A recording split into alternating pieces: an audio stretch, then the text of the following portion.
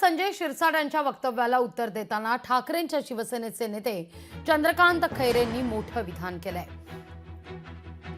राज ठाकरे आणि उद्धव ठाकरे वेगळे होत असताना शरद पवार यांनी दोघं ठाकरे बंधू वेगळे नाही झाले पाहिजेत असा फोन आपल्याला केल्याचा दावा खैरेंचा आहे। त्यामुळे ठाकरे बंधू एकत्र येण्याच्या या सस्पेन्समध्ये एक नवा ट्विस्ट खैरेंच्या विधानांना आलेला आहे। खैरेंशी संवाद साधलाय आपले प्रतिनिधी सचिन बडे यांनी।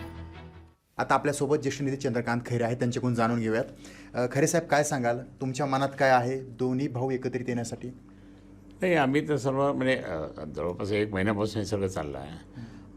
आम्ही म्हणजे आमच्या दृष्टिकोनातून ते योग्य होईल, कारण हे जे जितके मेंदे गट किंवा भाजप ज्या पद्धतीने शिवसेना टॉर्चर करतात की शिवसेना त्या ठिकाणी संपवण्याचा जो प्रयत्न करतात, मग अमित शहा असतील किंवा बाकीचे हे सगळे लोक असतील की बाबा शिवसेना खतम करतो, शिवसेना कधी संपणार नाही। या संदर्भात मातोश्रीवर देखील चर्चा झालेली आहे। आमच्या मिटिंगमध्ये पण एक पण काय ते तुम्ही खुलासा करा, साहेबांना सांगितलं तुम्ही खुलासा करा, हे कसं काय असा लोक म्हणतात असा, मग ते त्यांनी तो खुलासा केला, ठीक आहे आपण बोलूया त्यांच्याशी आणि करू काय ते। बरं, त्या क्षणाचे तुम्ही साक्षीदार आहात, त्यावेळेस उद्धव ठाकरे साहेब काय म्हणाले होते? नाही, उद्धव साहेबांनी सांगितलं ठीक आहे आपण चर्चा करूया त्यांच्याशी, आमच्याशी चर्चा होईल आणि त्यानंतर मग आपण म्हणजे सकारात्मक भूमिका दाखवली त्यांनी। आणि संजय शिरसाट म्हणतात की शरद पवार हे मिठाचा खडा दोघांची युतीमध्ये टाकण्याचा प्रयत्न करतात, येऊ देणार नाहीत एकत्र। मी तुम्हाला एक उदाहरण सांगतो, खूप जुनं सांगतो।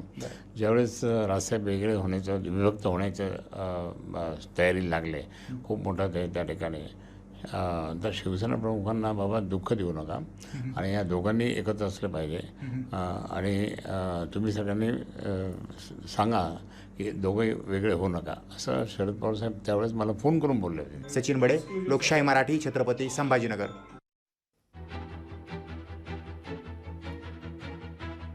ठाकरे बंधू एकत्र येण्यासंदर्भात उद्धव ठाकरे हे सकारात्मक आहेत असं चंद्रकांत खैरे यांनी स्पष्टच केलेले आहे। तसे स्वतः उद्धव ठाकरे यांनी देखील काल संकेत दिले आहेत। लोकशाही मराठी, ऐका, पहा, जागरूक रहा।